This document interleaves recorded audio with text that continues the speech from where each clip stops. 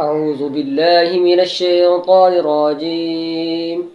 بسم الله الرحمن الرحيم. وإذا سمعوا ما أنزل إلى الرسول ترى أعينهم تفيض من الدمع مما عرفوا من الحق يقولون ربنا آمنا فاكتبنا مع الشاهدين. وما لنا لا نؤمن بالله وما جاءنا من الحق ونطمع أن يدخلنا ربنا مع القوم الصالحين.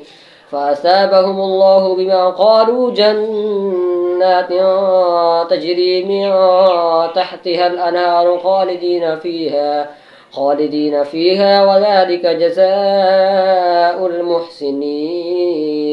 والذين كفروا وكذبوا بآياتنا أولئك أصحاب الجحيم. آمنت بالله صدق الله العظيم.